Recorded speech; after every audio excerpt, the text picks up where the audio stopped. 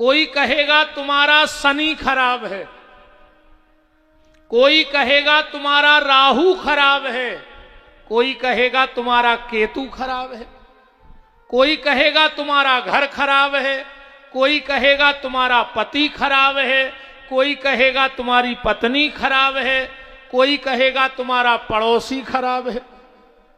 यही कहेगा कि नहीं कहेगा? पर जो सत्य है वो सिर्फ मंच से विपिन बिहारी कहेगा, इतनी ताकत कोई नहीं बना सकता है।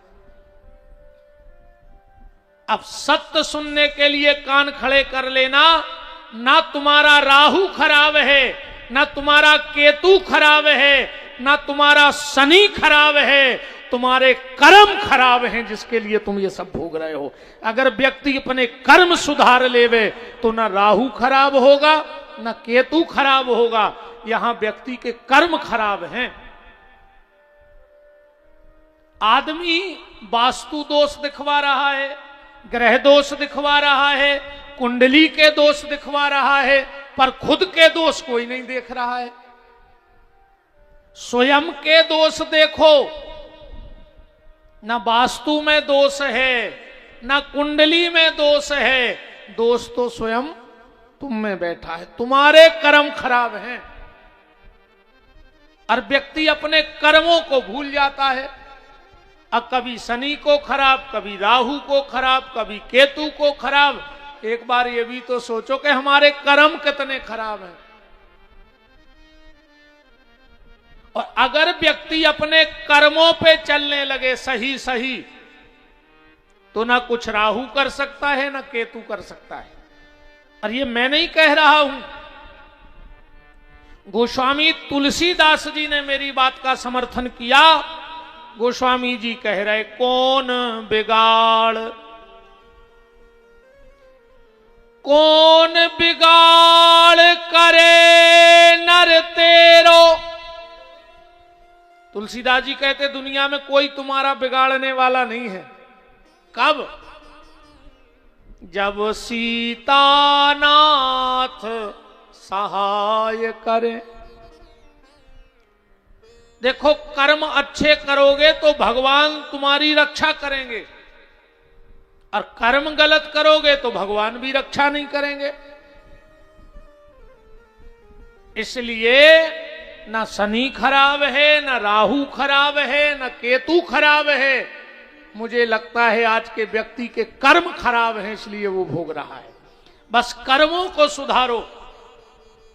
और भगवान के घर में तुम्हारी जाति का हिसाब नहीं होना है कि तुम कौन सी जात में भाई, बहुत ऊंची जात में भाई अकौठाड़े बोकरा पटाए हुए तो, कच्चे मुर्गा चीथे हुए तो। भगवान के घर में तुम्हारी जाति का हिसाब नहीं होना है, भगवान के घर में तुम्हारे कर्मों का हिसाब होना है कि तुम किस जाति में गए और तुमने कौन सा कर्म किया। क्योंकि जाति तो सब भगवान की बनाई है। भगवान स्वयं माता सबरी से कहते हैं कि जात पात कुल धर्म बड़ाई, हम इनके बंधन में नहीं हैं। और एक बहुत कड़वी बात आप लोग सुन नहीं पाओगे, मेरी नजर में कोई भी जाति नीच नहीं है, कोई भी जाति नीच नहीं है। पर हर जात में दो चार नीच जरूर होते हैं। ऐसी कोनों जात नहीं है जिसमें दो चार नीच न होए, और उन दो चार नीचों ने सत्यानाश कर दी। कोई भी जाति नीच नहीं है, पर हर जात में दो चार नीच जरूर हैं। और उन्होंने सब सीताराम कर दी। बोलो विश्वनाथ बाबा की। तो चूहा भी कपड़ा काटता है और दर्जी भी कपड़ा काटता है।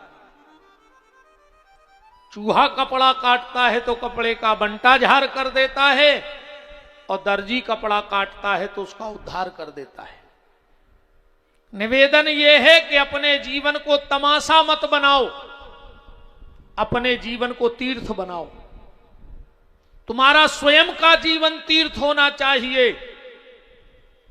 तुम जहां बैठ जाओ वहां तीर्थ बन जाए, तब तो तुम्हारा जीवन है, वरना हमारे और जानवर के जीवन में कोई अंतर नहीं। 6 चीजें तो बराबरी से मिली हैं हमें और जानवर को। आहार निद्रा भय संतुतित्वम सामान में तत् पशुभिर नराणाम ज्ञानम ही तेसम अधिकम विशिष्टम। हमें भूख लगती है तो जानवर को भी भूख लगती है, हमें नींद आती है तो जानवरों को भी नींद आती है, हमें प्राणों का भय है तो जानवरों को भी प्राणों का भय है, हम संतान पैदा करना जानते हैं तो जानवर भी ये काम बहुत अच्छे से कर लेते हैं। पर सिर्फ ज्ञानम ही तेसम अधिकम विशिष्टम, एक ज्ञान ऐसा है जो भगवान ने इंसान को दिया है। पर आज तो इंसान भी फेल है, आज तो इंसान भी फेल है। अपना अच्छा बुरा तो कुत्ता जानता है। अभी तुम किसी कुत्ते को रोटी डालो, वो यहीं बैठ के खाएगा, और वही कुत्ता जब तुम्हारे चूल्हे की रोटी उठाएगा तो घर के पीछे बैठ के खाएगा, क्योंकि उसे पता है कि जो चोरी किया है। और इतना ही बैठ के खा रहे तो हमारी करहाई तोड़ दे धनी। इतना तो कुत्ता जान गया, पर हम और आप ना जान पाए कि हमारा अच्छा और बुरा क्या है। इस जीवन को तीर्थ बनाओ, इस जीवन को तमाशा मत बनाओ, क्योंकि ये मानव जीवन भगवान के द्वारा दिया हुआ एक उपहार है। कोशिश करो कि इसका उपहास न बन जाए, मजाक न बन जाए मनुष्य जीवन का। ये बार बार मिलने वाला नहीं है,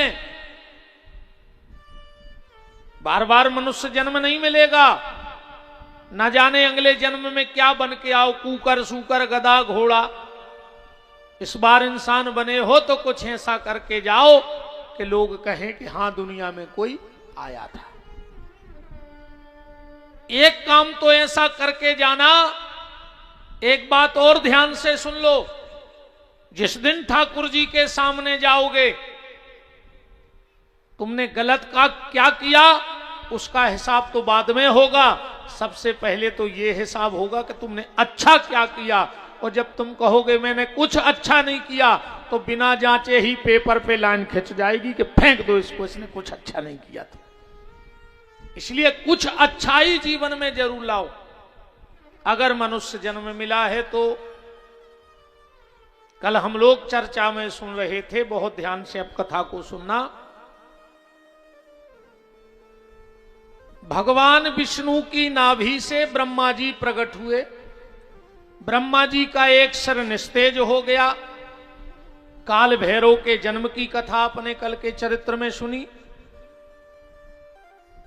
इसके बाद 5 मंत्र ओम की व्याख्या।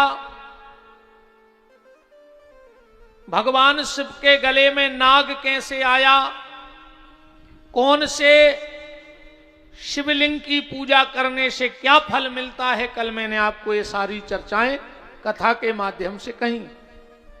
ब्रह्मा जी कह रहे हैं नारद, आकृत्वा पार्थवे लिंगो ज्ञान देव प्रपूजिता वृथा भासंति सा पूजा। नारद, व्यक्ति बिना भगवान शंकर की पूजा के कोई भी किसी भी देवता की पूजा कर ले, वो कितना भी दान कर ले, पर अगर भगवान शिव की पूजा नहीं कर रहा है तो उसे किसी भी देवता की पूजा का फल नहीं मिलेगा और न उसे दान का फल मिलेगा। इसलिए शिव की पूजा सबको करनी चाहिए। कई एक मूर्ख टाइप के लोग, आजकल ये सोशल मीडिया का समय है, लोग कुछ भी लिख के डाल देते हैं और वो जल्दी वायरल भी, ऐसी बातें वायरल भी जल्दी होती हैं। किसी ने लिख के डाल दिया कि माताओं को शिवलिंग की पूजा नहीं करनी चाहिए। अब कई माताओं के फोन आते हैं कि गुरुजी शिवजी की पूजा करनी चाहिए कि नहीं करनी चाहिए।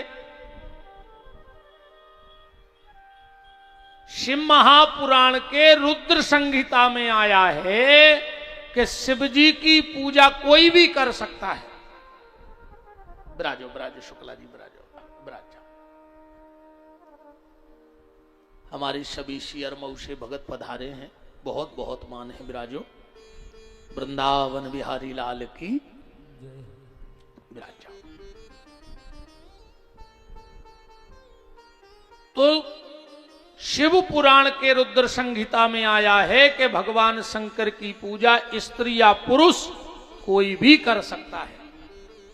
इसलिए अफवाहों पे ध्यान मत दिया करो।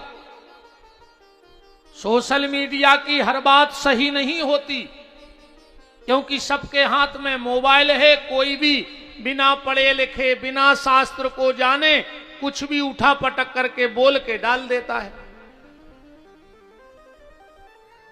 इसलिए भगवान शिव की पूजा कोई भी कर सकता है। ब्रह्मा जी कह रहे हैं शिव की पूजा के बारे में कि कौन से दिन भगवान शंकर की पूजा करने से कौन सा फल मिलता है। जो रविवार के दिन भगवान शंकर की पूजा करता है, अभिषेक करता है, उसको निरोगिता मिलती है, उसको बड़े रोग नहीं होते हैं भगवान शिव की कृपा से।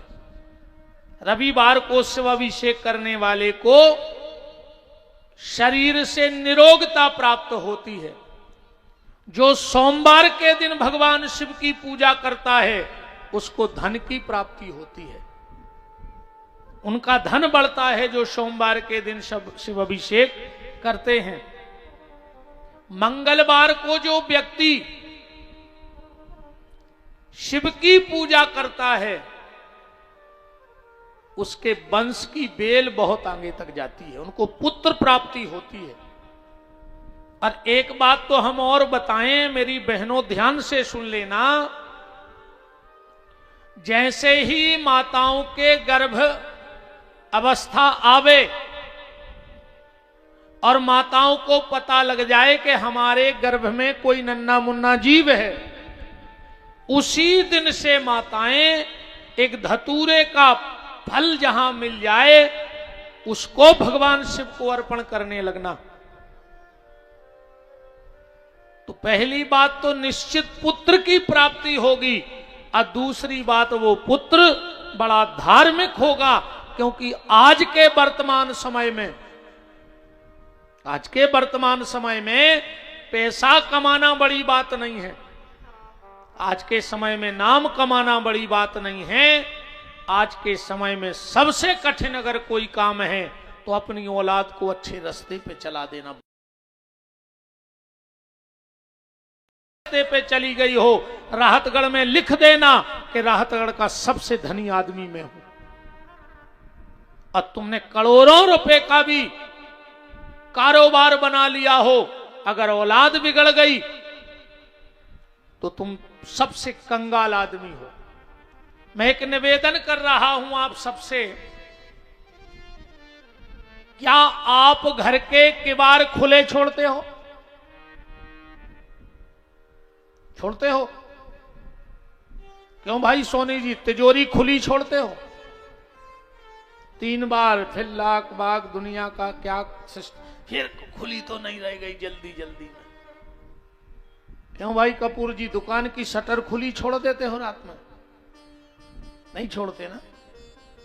बरसात में तुम सब भी तो दुकानदार बैठे हो, रात में किवाड़ खोल के छोड़ देते हो क्या?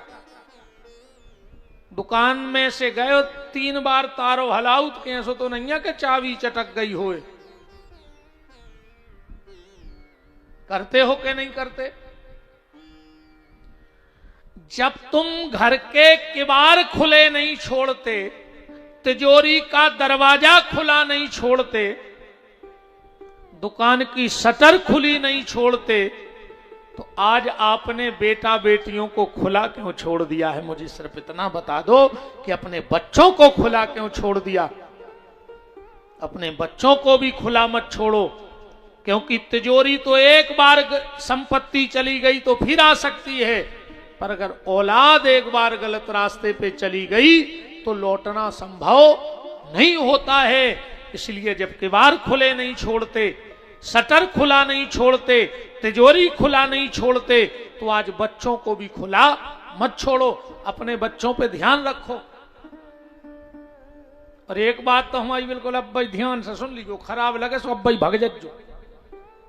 तो हो गई कथा, जितने जने बैठे रहे उतने ही अच्छे। हमें एक बात बताओ, बिल्कुल जब दिमाग में बैठा लियो, अगर तुम्हारे बेटा या बिटिया को फोन आवे और कहूं वो कान में दबा के दूसरे कमरा में चलो जावे, तो समझ लियो कि तुम्हारी औलाद हाथ से निकल गई। अब तो ढीक है सो पेड़ों कहाओ, जो अंदना तक है सो सदो है, कोनो भी रात में बेसकत है। ऐसी कौन सी सहेली है, ऐसा कौन सा सहेला है कि जो तुम अपने मम्मी पापा के सामने बात नहीं कर सकते?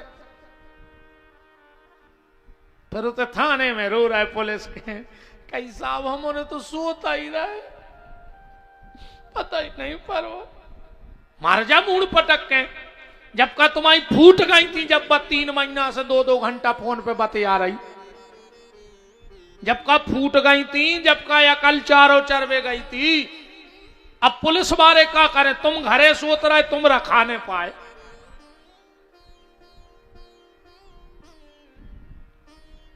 अपने बेटा या बेटी, विशेषकर मेरा निवेदन है, बच्चों के मोबाइल में लॉक नहीं होना चाहिए। अगर मोबाइल में लॉक पड़ा है तो कुछ ना कुछ गड़बड़ है।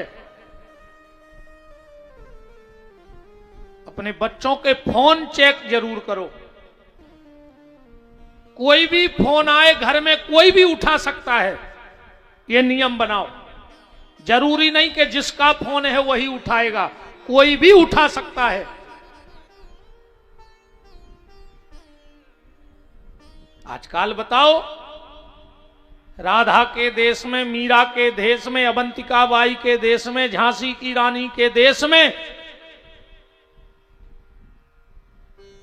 आज मोनी मोड़ा रीलों में लगे हैं, अच्छे घर के नच रहे और मोबाइलों में।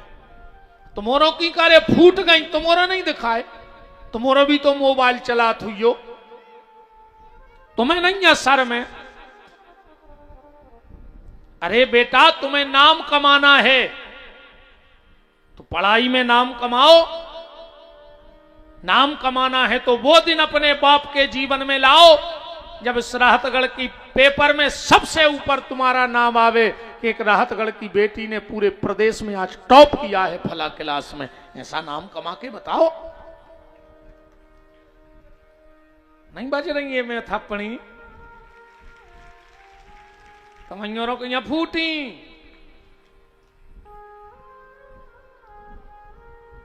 अरे राम राम, रियल लाइफ बर्बाद हो गई और रील की लाइफ चालू हो गई। इसलिए जब खिड़की बंद करो, दरवाजे बंद करो, तिजोरी बंद करो, जब उनको खुला ना छोड़ो तो अपने बच्चों को भी खुला मत छोड़ो। तो मंगलवार के दिन जो भगवान शिव का पूजन करता है उसके वंश का नाश कभी नहीं होता, वंश की बेल भगवान शिव बढ़ाते जाते हैं। जो बुधवार के दिन भगवान शिव का पूजन करता है उसके जीवन से आलस समाप्त हो जाता है। बुधवार के दिन पूजन करने से शरीर में आलस नहीं आता है। गुरुवार के दिन जो भगवान शिव की आराधना करता है, गुरुवार के दिन जो शिव की आराधना करता है उसका जग में नाम जरूर होता है। जो शुक्रवार के दिन भगवान शंकर की पूजा करता है उसके परिवार में प्रेम बढ़ता है, उसके परिवार में कलह नहीं होता। अगर तुम्हारे परिवार में बहुत कलह है तो शुक्रवार के शुक्रवार घर में भोलेनाथ का अभिषेक करवाने लगो या खुद करने लगो। और जो शनिवार के दिन भगवान शिव की पूजा करता है वो लंबी आयु को प्राप्त होता है, वो लंबी आयु वाला होता है। बोलो काशी विश्वनाथ की। तो बिना भगवान शिव की पूजा के नारद जी से ब्रह्मा जी कह रहे कि बेटा किसी भी देवता की पूजा का फल प्राप्त नहीं होता है। कल भगवान शंकर ने सृष्टि को बनाया और सृष्टि में जो पहला नगर बसाया वो था अबिरमुख क्षेत्र। उसका आगे चल के नाम पड़ा आनंदवन। उसका एक नाम क्या पड़ा? आनंदवन। उसी का नाम पड़ा काशी। उसी का नाम पड़ा वाराणसी। और ज्यादा फेमस हो गया बनारस। क्यों फेमस हो गया बनारस? अमिताभ बच्चन ने गाना गा दिया था, खई के पान बनारस वाला, छोरा गंगा किनारे वाला। तो सब में बनारस बनारस हो गया। भगवान शिव ने जब काशी कहां बसी है पता है? भगवान शंकर की त्रिशूल पे। जब प्रलय का समय आता है तो भगवान शिव काशी को त्रिशूल पे उठा लेते हैं, और जब प्रलय का समय समाप्त हो जाता है तो काशी को फिर स्थापित कर देते हैं। काशी का बड़ा महत्व है। काशी मरत जंतु अब लोकी। राजा हरिश्चंद्र भी उसी घाट पे गए, मणिकर्णिका घाट पे। हरिश्चंद्र जी का चरित्र आप लोगों ने सुना होगा। भगवान विष्णु ने शिव जी की आराधना भी काशी में बैठ के की है। कथा शायद आप लोगों ने सुनी हो। भगवान शिव को तीसरा नेत्र कहां से आ गया? कितने लोगों ने सुनी है भगवान शंकर के तीसरा नेत्र कहां से आया? एक बार भगवान विष्णु काशी में बैठे तप करने, और भगवान विष्णु ने विचार किया कि हम भोलेनाथ को 1000 कमल चढ़ाएंगे, कमल के पुष्प।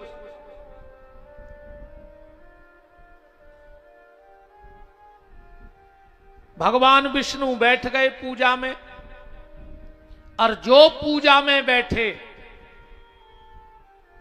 भगवान शंकर ने विचार किया, जरा देखें तो इनका तप तपस्या कितनी है।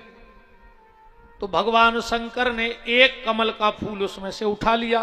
कितने बचे? 999। अब एक एक नाम लेते जाते और एक एक कमल का पुष्प भगवान विश्वनाथ की पिंडी पे चढ़ाते जाते। गिनते गिनते जब 999 कमल के पुष्प बचे, अब भगवान विष्णु उठ भी नहीं पा रहे हैं। क्यों? मैंने कल या परसों एक बात बताई थी कि हवन करते में बीच में बोलना नहीं चाहिए, और हवन करते में बोलो तो फिर आचमन करके हवन करना चाहिए। ऐसे ही पूजा करते वक्त उठना नहीं चाहिए। कई बार हमने देखा आदमी पूजा को बैठो, महाराज जी हाथ में चावल है, बोले महाराज तन्ना रुक गयो, अब यार तन्ना बाहर तक सौदा दे एक ग्राहक आ गओ। ऐसे पूजा नहीं होनी चाहिए। बहुत अगर जरूरत पड़ जाए, बहुत जरूरत पड़ जाए तो फिर आसन के यहां जल छोड़कर नेत्रों से लगा के उठें और उठ के फिर आचमन करके पूजा करें। अब कई बार जे बहन जी हरे वही ठंड में ऐसो करत हैं, भगवान के उतारे कपड़ा टाठी में धर दे। जोनो कोनो मोहल्ला की आ गई कही आओ जिज्जी तना चाय बना दें। अब भगवान टाठी में धरे, अब मंदिर में ठोठर रहे। चाय पी फिर गई सो तनक सो जल चढ़ाया जो फिर आ गओ कोनो सो फिर बाहर इन करे आई। तनक देर में टाइम मिलो सो जल्दी जल्दी भगवान को चंदन लगाओ और फिर भग आई। कहो 3 घंटा में भगवान सिंहासन में लौटे। पूजा जितनी भी करो, जितनी देर भी करो, एक आसन पे बैठ के करो। भगवान नारायण ने विचार किया कि अब क्या करें, उठ सकते नहीं, उठेंगे तो हमारी पूरी पूजा खंडित हो जाएगी। आंखों में आंसू आ गए, और जब आंखों में आंसू आए तो विचार किया भगवान नारायण ने कि हे भोलेनाथ, ये पुष्प तो कमल कहलाता ही है, पुष्प तो कमल कहलाता है, पर भगवान के नैन कमल भी हैं, भगवान की आंखों को भी कमल कहा जाता है ना? कहते हैं कि नहीं कहते? श्री राम चंद्र कृपाल भज मन, हरण भव भय दारुणम, नव कंज लोचन कंज मुख कर, कंज पद कंजारुणम। भगवान का एक एक अंग कमल है, और भगवान के मुख कमल में दो दो नैन कमल भी हैं। तो नारायण ने अपनी एक आंख निकाल करके शिव पिंडी पे चढ़ा दी। अपनी नजर अपने नैन कमल एक कहां चढ़ा दिए? शिव जी को। शिव जी प्रसन्न हो गए। और एक बात और ध्यान से सुनना, भगवान किसी भी दुकान पे किताब मिल जाएगी, भगवान शंकर के 1000 नाम हैं। वो काशी में बैठ करके नारायण ने बनाए। ओम शिवाय नमः, माहेश्वराय नमः, संभवाय नमः, पिनाकने नमः, महासेनाय नमः, गंगाधराय नमः। ऐसे 1000 नाम भगवान विष्णु ने उसी काशी की भूमि पर बैठ करके बनाए। अच्छा, नैन चढ़ाने का मतलब क्या है? आप भी चढ़ा सकते हो शंकर जी को अपनी आंखें, पर ऐसा नहीं कि नकार के। ये कथा को हमें अपने जीवन में भी जोड़ते चलना है। विष्णु ने अपनी आंख निकाल करके शिव जी को चढ़ा दी, ये काम हम और आप भी कर सकते हैं। इसका आध्यात्मिक अर्थ ये है कि भगवान विष्णु कह रहे कि प्रभु, अभी तक इन आंखों से संसार को देखा है, पर आज से ये आंखें आपको चढ़ाते हैं। अब आपके अलावा किसी को नहीं देखेंगे। ये आंखें चढ़ाने का हम और आप भी तो ये कर सकते हैं कि अब हम कुछ गलत देखेंगे ही नहीं।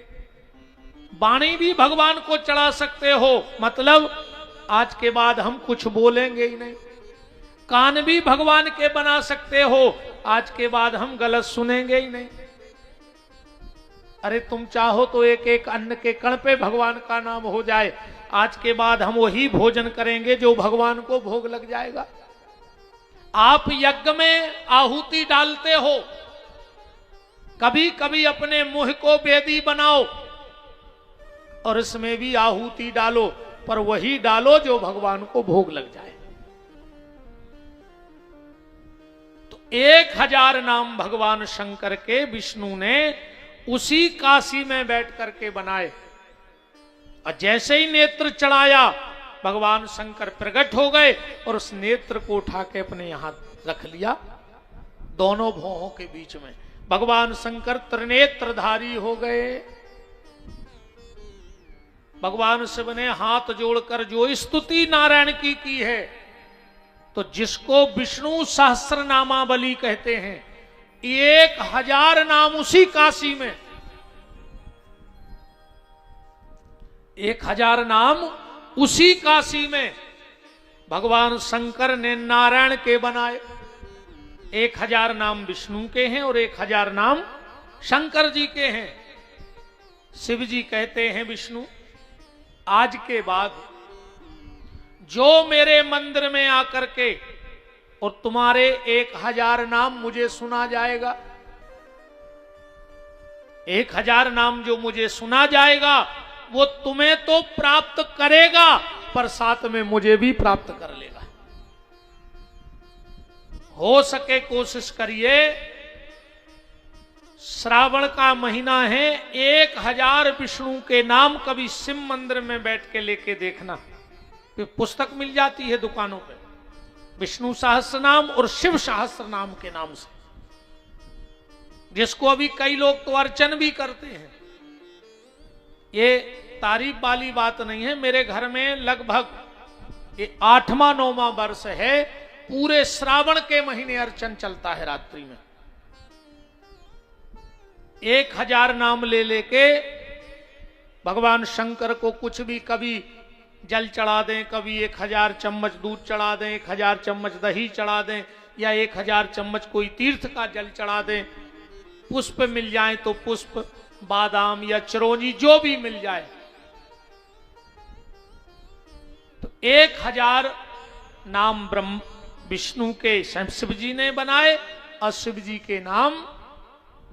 जैसे कार्तिक के महीने में भगवान नारायण उतने प्रसन्न किसी वस्तु से नहीं होते, अगर भगवान लक्ष्मी नारायण विष्णु भगवान के मंदिर में कोई 1000 शिव जी के नाम, शिव सहस्त्र नाम का पाठ कर दे, तो भगवान नारायण उसकी सारी विपत्ति हर लेते हैं, सारी विपत्ति का हरण कर लेते हैं। ऐसा है बनारस।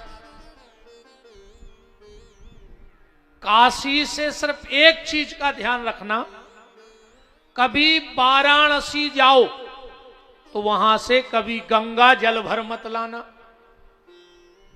बनारस से कभी अपने घर में गंगा जल नहीं लाना चाहिए। क्यों? क्योंकि गंगा जी के जल में छोटे छोटे जीव होते हैं,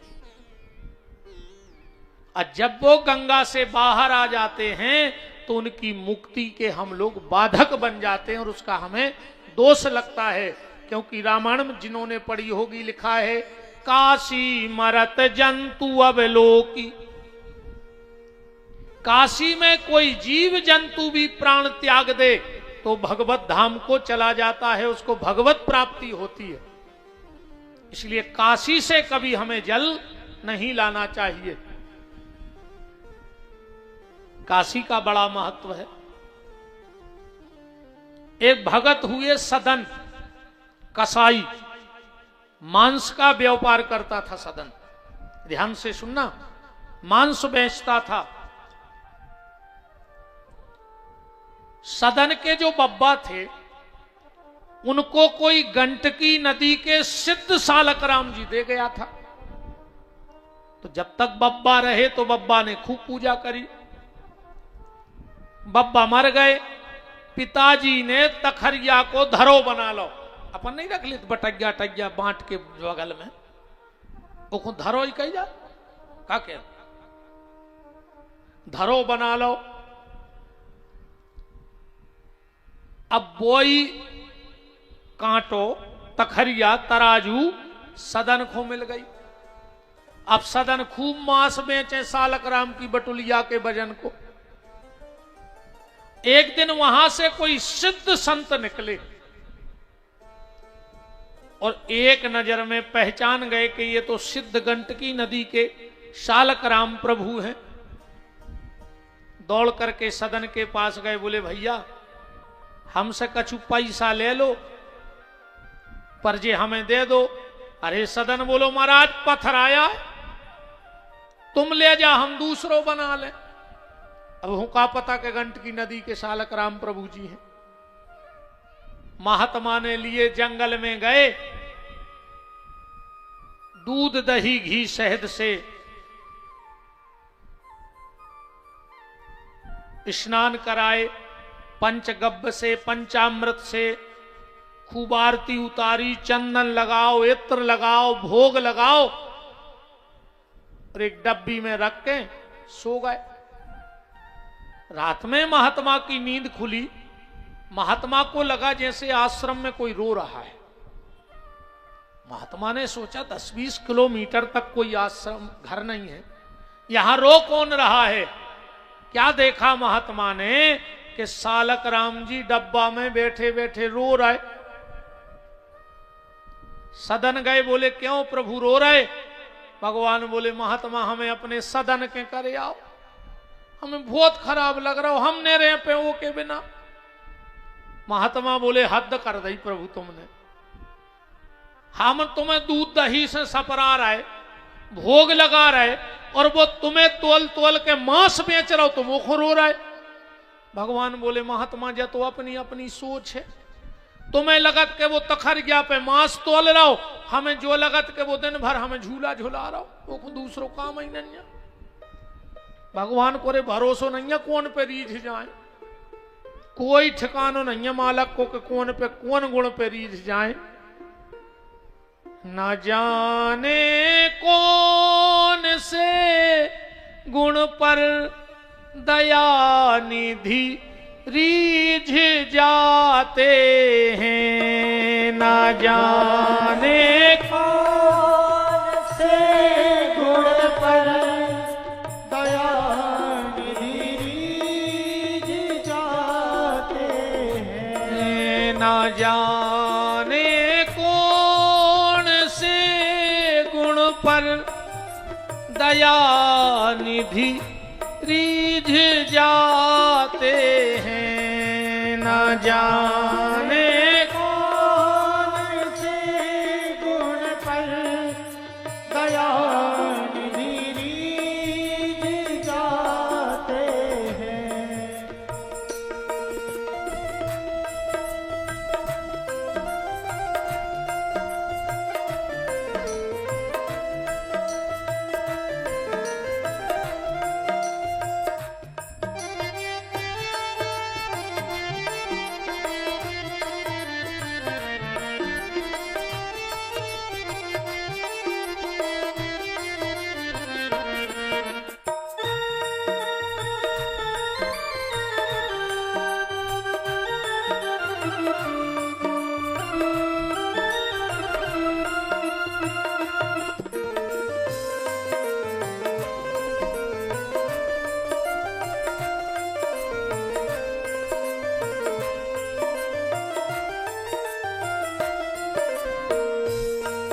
न जाने कौन से गुण पर दया निधि रीझ जाते हैं। भगवान बोले सदन महात्मा, और सदन जब अपने ग्राहक से बात करता है तो मुझे ऐसा लगता है जैसे वो वेद का मंत्र बोल रहा हो। क्यों? क्योंकि सदन ने अपनी जिंदगी में कभी झूठ नहीं बोला। सदन ने अपनी जिंदगी में कभी झूठ नहीं बोला था। बेचता था मांस पर कभी मुंह पे नहीं रखा था। भगवान बोले तुम तो हमें अपने सदन के करे आओ, हमने रह पे वो बिना। महात्मा की आंखों में आंसू आ गए, धन्य रे सदन। उठाए सालक राम जी, पहुंचे सदन के आधी रात में, कुंडी खटखटाई, सदन ने किवाड़ खोले, चरणों में गिर पड़ा महात्मा जी के। अरे महात्मा जी इतनी रात में? महात्मा बोले कि सदन, जिनको तुम साधारण पत्थर समझ रहे थे वो साक्षात गंडकी नदी के सालक राम हैं।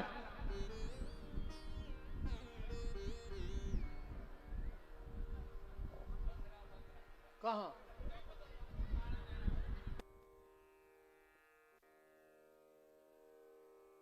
ऊपर है। अरे तो बनो रहने दे।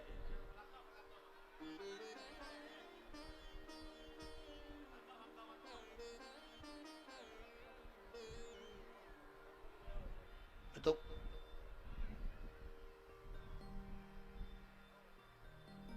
मैंने कहीं कुछ ने कहा होगा, अब वो न करे या नहीं पार और फंसेगा वो गलिया नहीं मैं पाने बेसरे।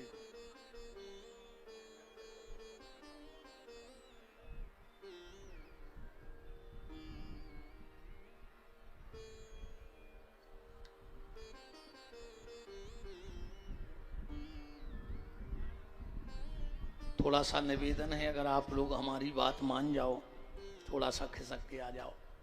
हाँ, थोड़ा सा ऐसे खिसक के आओ, इन्होंने लगे कि हमारी चल रही है।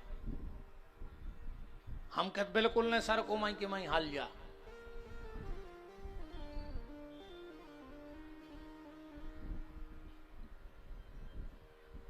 अच्छे लोग हैं, मान गए हमारी बात।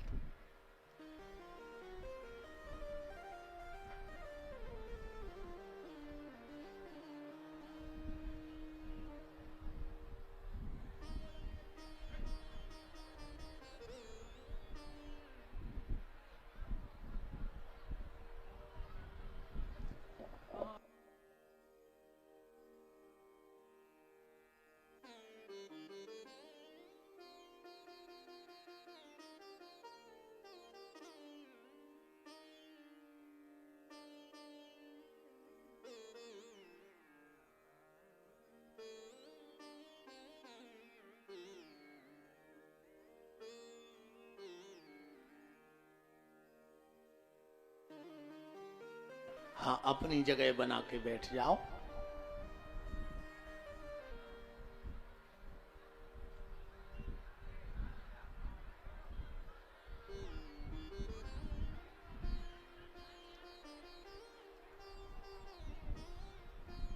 श्री सीताराम जी महाराज की जय हो।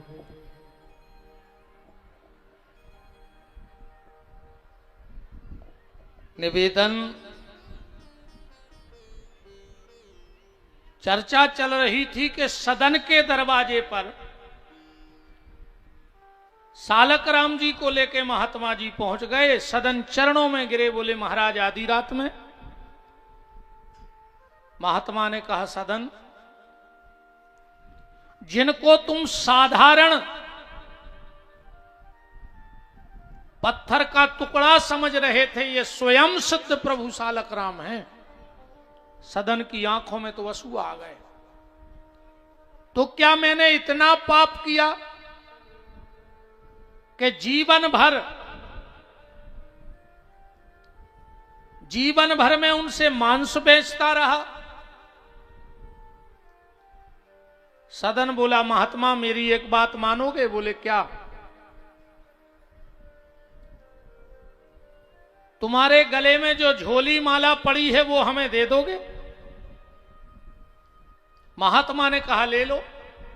और अपने गले की झोली माला निकाल के सदन कसाई को दे दी। सदन ने उसी झोली में डाले सालक राम और जगन्नाथ जी की यात्रा को निकल पड़े। और जैसे ही चलते चलते गांव के बाहर गए तो एक झुपड़िया बनी थी, पति पत्नी दोनों बैठे थे। उस व्यक्ति ने कहा, भैया कहां जा रहे? बोले जगन्नाथ जी। बोले यहां से 20 किलोमीटर भयंकर जंगल है, रात्रि हो गई है, तुम रात में यहीं विश्राम करो, सुबह कोई और जाएगा तो उसके साथ चले जाना। सदन ने कहा ठीक है। पति ने पत्नी से कहा, सुनो ये हमारा अतिथि है और कमरा है एक, तो आज हम दोनों बाहर सोएंगे और ये हमारा अतिथि भीतर सोएगा। अब सदन की आंखों में कहां नींद है? जिसको प्रभु से मिलने की ललक लगी हो से नींद आएगी? सदन बैठे बैठे भगवान का ध्यान कर रहे थे। अर्धरात्रि में ये नारी भीतर गई। सदन ने देखा तो कहा, बहन तुम?